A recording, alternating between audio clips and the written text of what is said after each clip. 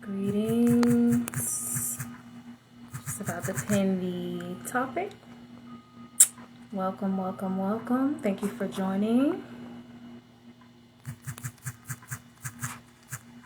Come on in. Come on in. Great day. All right. I am just putting this topic in. Hey, beautiful Nova.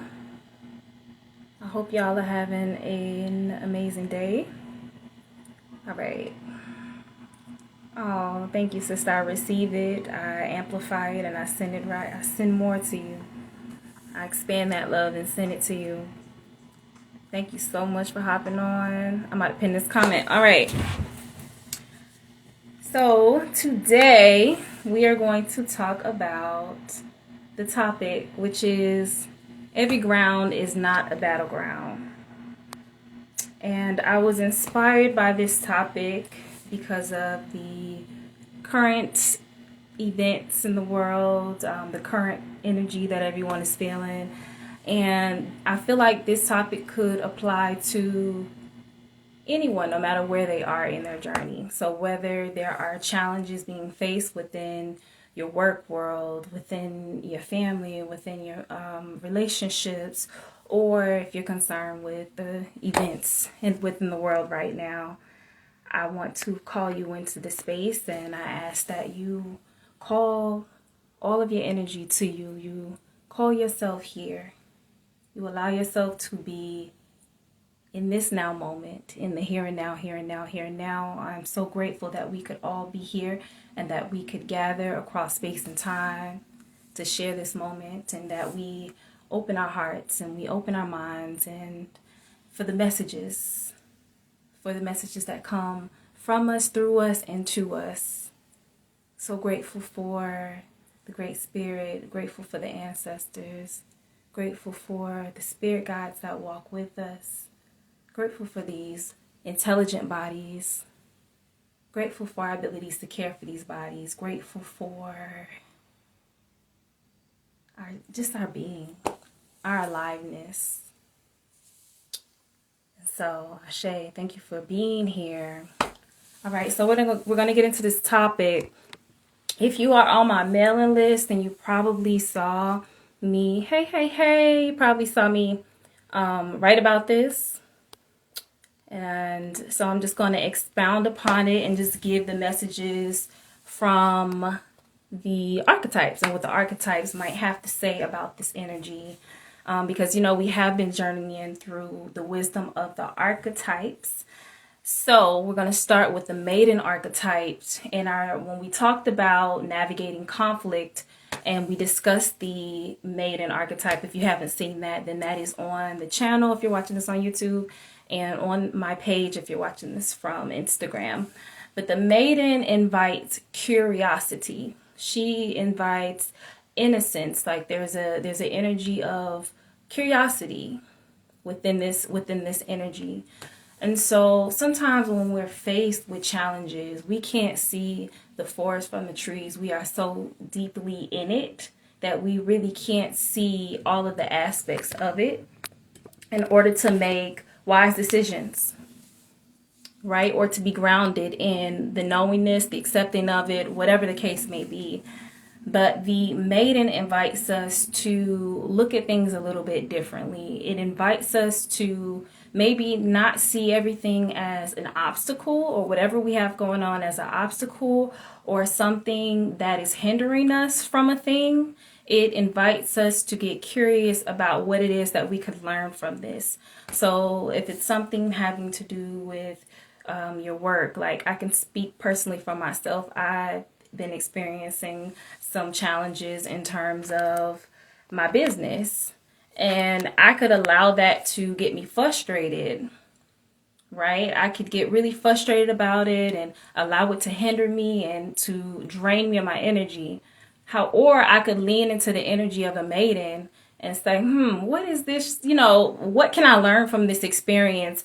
How can I expand myself? What is it that I need to know in order to level up or to move to the next, move to my next level? And so the maiden, she invites us to get curious about things, and she invites that playful nature back into things, because I think sometimes also being adults, we can get so serious about getting things done.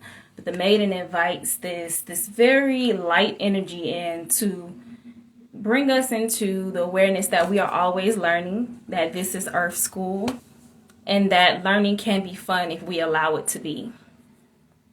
Especially if we lean into the things that we're passionate about. And if we lean into learning more about ourselves. Okay. All right. And so let me look at this question. Yeah. So the maiden, she asked us, how can we see each experience as an invitation rather than an obstacle? Like, can you hear the difference and feel the difference between that? It's an obstacle versus it's an invitation. It's a complete mindset shift that happens there when we start to see the things that we deem as obstacles as invitations for us to learn, for us to grow, for us to explore.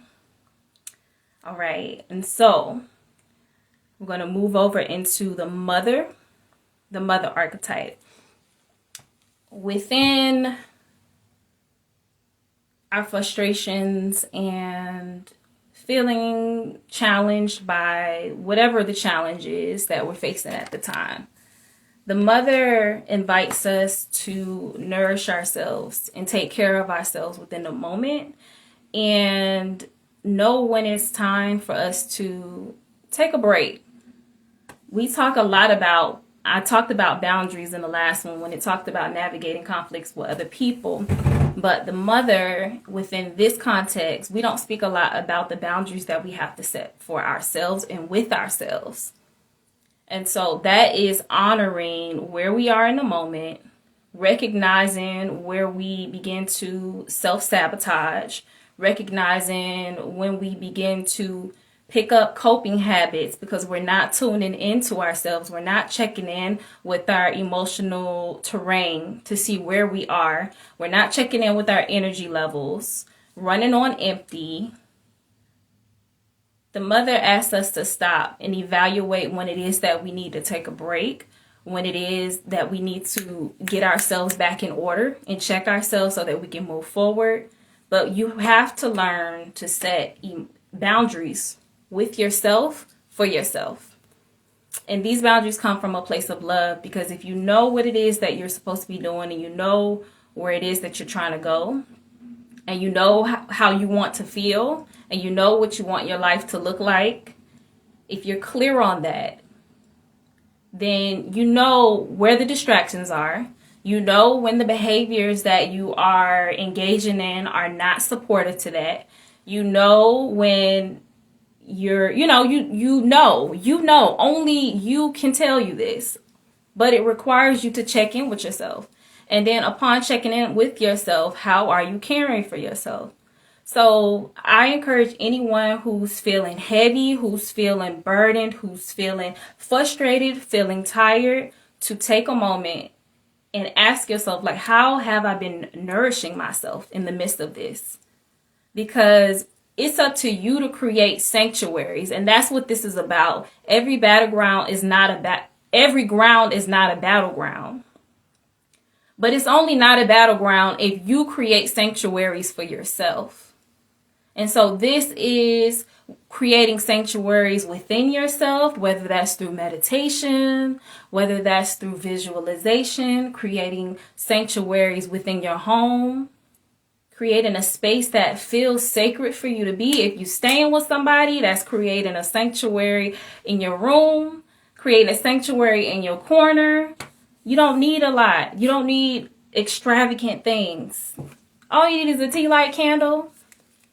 All you need is an incense that smells good, that you enjoy the smell of. All you need is a cup of tea that appeals to your senses. If you don't have that, you have your imagination There might be a place that you can go within yourself. I remember when I was in a situation where I was not happy with where I was physically, I would go to my garden. I had this beautiful garden, this bench that I would sit on in my mind in order to bring myself back into center, to see what it is that I needed to check in with myself. And so the mother invites that. She invites us and reminds us to nourish ourselves. And we only know what we need if we can be present with what we need. We only know what we need. We can only tend to what we need if we can be present with what we need. We don't know how to nourish ourselves and what we need if we don't check in with ourselves. So I'm stressing that at this time,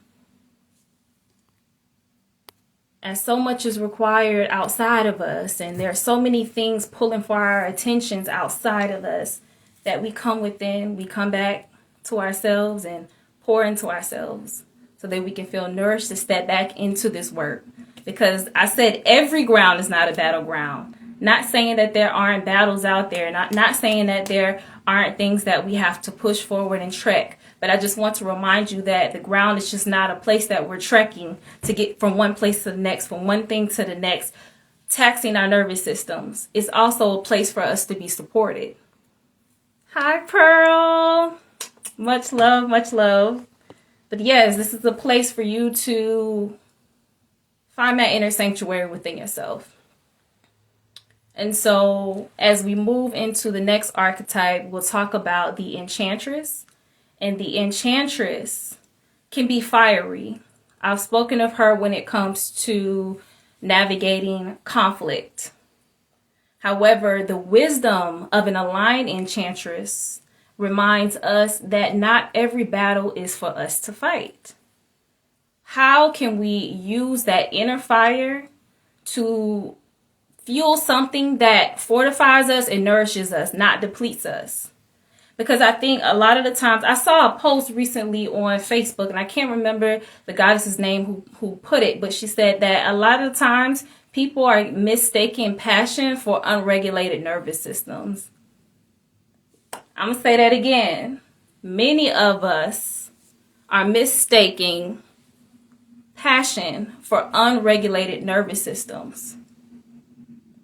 And what I mean by that, how I receive that, is that when we're putting our energy towards things that do not empower us, and calling that passion, depleting ourselves, draining ourselves, blaming things outside of ourselves, fighting causes that disempower us, that's not passion. So the Enchantress archetype reminds us to reel that power back in. Where can I use this fire? Where can I use this action-oriented energy towards the things that serve my highest good, the things that serve my community, the things that serve my purpose from an aligned place? Isn't it a sermon? That's a whole sermon within itself. So the Enchantress energy asks us, where can we channel that fire into something nourishing? And as we move into the last archetype, so we've gone through our cycles with our playful, curious, maiden energy, remembering to nourish ourselves in our mother energy, reminding us to take our inner fire after we've nourished ourselves and empowered ourselves and channeling that energy into the things that serve us. We move into our crone energy or our wise woman energy. And the wise woman asks us, or the crone, she asks us, how can we embrace the power of stillness and surrender, trusting that all will be revealed in time? How can we embrace the power of stillness and surrender, trusting that all will be revealed in time? Sometimes we just need to be still. We need to find stillness within ourselves. And I talked about that in the mother archetype, pouring into ourselves, nourishing ourselves, but finding that stillness so that we can hear our inner voice and our inner wisdom. Because when we can make decisions from that place of knowing, that space of knowing, these are the decisions and these are the actions that empower us. And these are the decisions that come from the wise woman within. But we have to take the time to listen. And when your nervous system is doing this, when you still and your nerves are jittering and you can feel that vibration within you and the movement, and typically this shows up before we're even still, it shows up by reaching, grasping. You might find yourself scrolling on social media. You might find yourself binging foods, reaching for snack foods, nervousness. You have to find that stillness within you. You can't run from yourself. Your body is one of the things that you came here with. This is your vehicle. And you can't run from yourself. But this body is intelligent. Our nervous systems, like everything that our organs, everything that we came here with is powerful, and it's always sending us messages. You can't run from the very thing that you came in, your skin suit, that is supposed to give you messages of where you are in your journey. So the crone or the wise woman asked you to find stillness. Find stillness within yourself. And I'm going to be honest with you, when I'm trying to be still, or when I'm taking the time to practice and be still sometimes, I can feel where the resistance is in my body by the areas that jerk a little bit. As I'm breathing into my body, I can feel the areas that are tightening up. And I take my breath, my life force energy, and I send them into those places, and I send that mother energy, I send that love into those spaces, and tell myself that I am safe, that I can relax. That in this moment, there is nothing to brace. There is nothing to brace. I can relax into the knowingness, into the stillness of the I am. And the I am is what I declare it is. And in this moment, I am safe. I am grounded. As long as my 2 feet touch this earth, I am grounded. I am nourished by Mother Earth. And I breathe that energy in. Do that with me. If you can at this moment, I breathe that in, knowing that my needs are met in every moment. I don't even have to ask where my next inhale is coming from.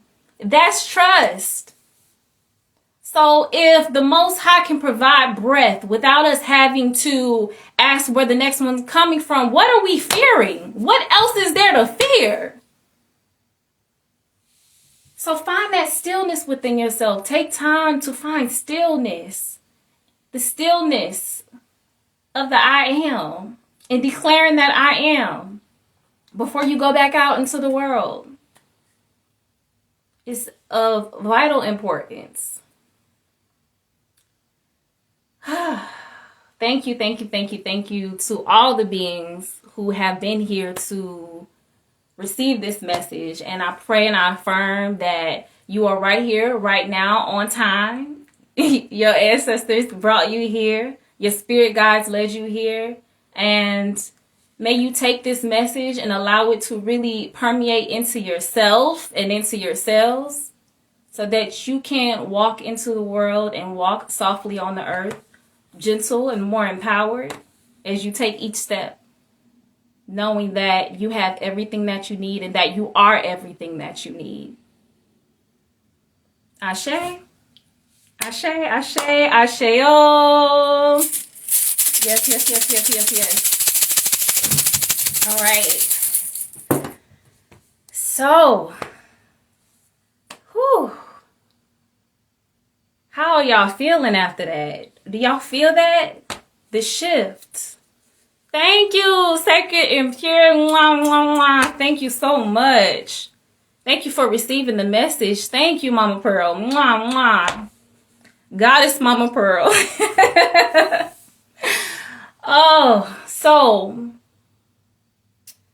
if this has touched you and if this has brought in more and encouraged more curiosity within yourself and empowerment within yourself, then I invite you into I'm having a class, y'all. A 5-week class. Y'all have asked for it. I put out, what do y'all want to see? Do y'all want to see more womb Reiki? Do you want to have a belly dance class? And y'all have really been enjoying these archetype lessons that I've been delivering. So I'm going to keep on bringing them.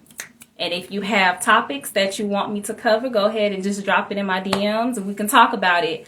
But I am taking you through a 5-week journey through the archetypes through belly dance. So I've combined the two things that you all have loved the most and what I feel would bring you the most transformation. Because as we transform week through these different archetypes, we'll talk about how these archetypes play roles in our lives, how they connect to our sacred cycles, and so that we can foster more self-acceptance within ourselves.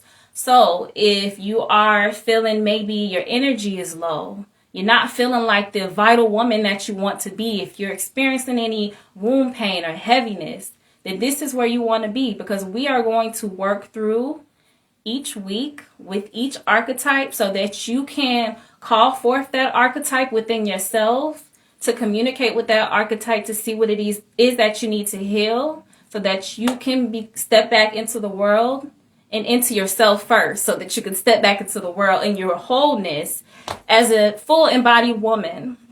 So this class is called this course is called the Embodied Woman. And this is an embodied belly dance course. So if you have any questions about that, please send me a DM and I will send you all of the amazing, yummy details about that course that is coming very soon. But thank you to all who have joined this call. May you be blessed. May you know that you are loved. May you feel abundant and may you feel empowered, Ashe. You all have an amazing night.